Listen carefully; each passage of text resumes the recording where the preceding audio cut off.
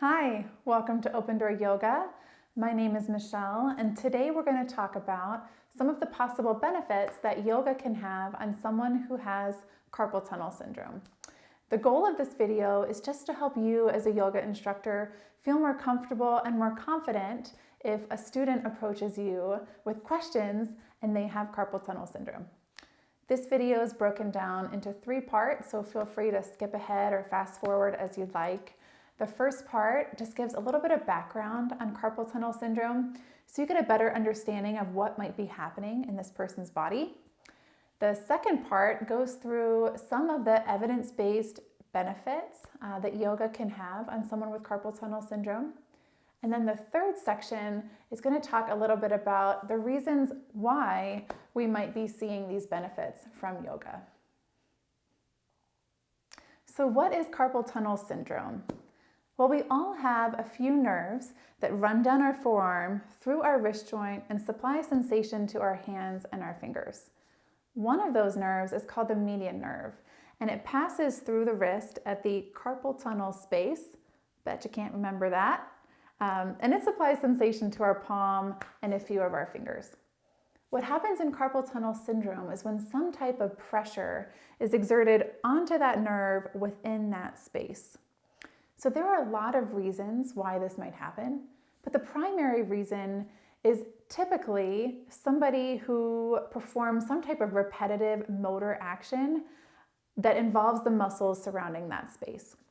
An example would be somebody who spends a lot of time in an office at a computer typing.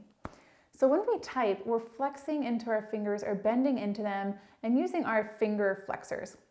And those are just muscles that run from the underside of our fingers down through our palm and into that wrist space. And so if we're typing repetitively all day, or maybe not all day, just repetitively, we may start to irritate or get a little inflammation in that area. And that inflammation is essentially swelling. And that swelling is what's applying pressure onto the nerve and what's causing those painful symptoms that this person might be experiencing. So what we want to do is the first thing you want to ask is what is causing your symptoms? We want to make sure that we educate this new student that just because they're here to get some benefits from yoga, if they're not addressing the underlying cause, then they're not really going to get true relief. So let's take that office worker, for example. They might come to your class and get a lot of benefits, but if they go back to the office the next day, it's going to come right back. So we want to make sure that they're looking into ergonomic options or supports to help get their wrist in better alignment, or even looking at modifying the task itself by looking into something like speech to text, which would reduce their typing demands during the day and hopefully then reduce the amount of inflammation that they're feeling in that joint. So what if this student asks, what can yoga do for me? How is it going to make me feel any better? Well, according to the research, there's 2 main benefits that yoga can provide to someone who's experiencing symptoms of carpal tunnel syndrome. The first benefit is increased grip strength. And now you may be wondering as a yoga instructor, well, what does that have to do with less pain? Well, think about it. If we strengthen the muscles that surround our wrist joint, it's going to be easier for someone to maintain better alignment in their wrist joint as they complete functional day-to-day activities.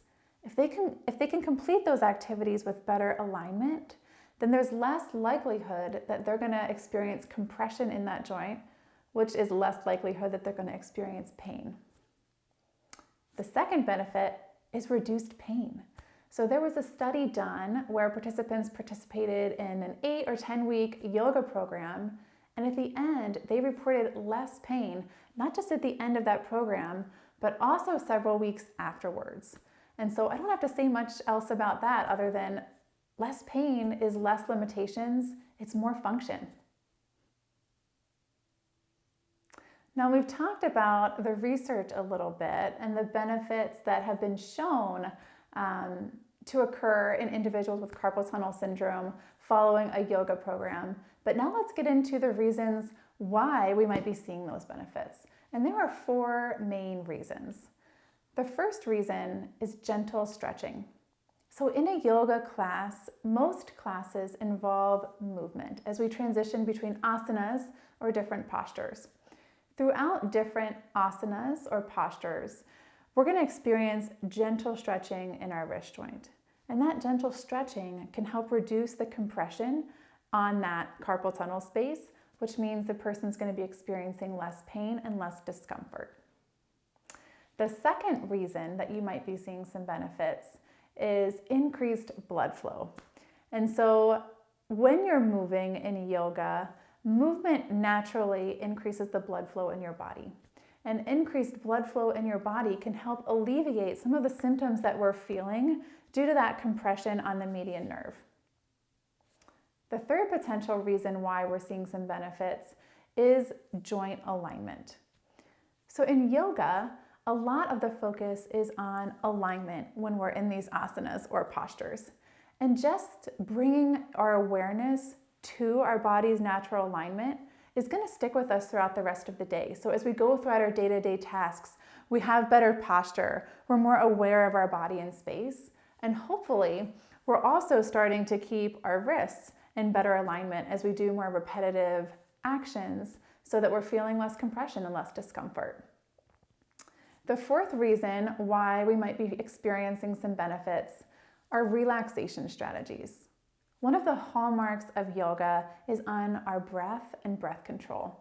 The idea that by changing the way we breathe, we can change the way our body feels.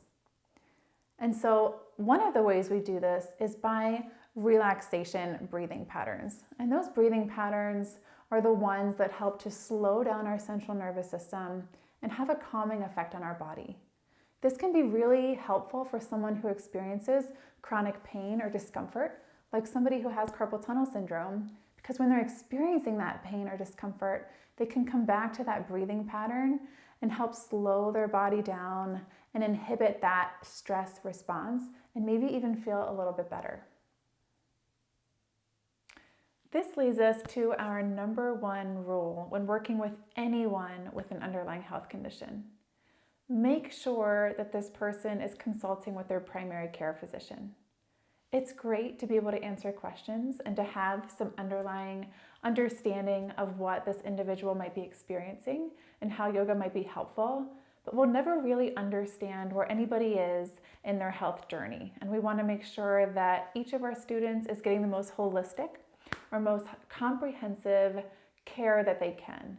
And so just make sure that we're encouraging them to follow up with their primary care physician to get outside referrals. Maybe they need splinting, maybe they need some type of outpatient therapy, but just to take the burden off of us. We never want to take on somebody's entire healthcare plan, right? We want to make sure that we are just one piece and we're giving our best recommendations possible.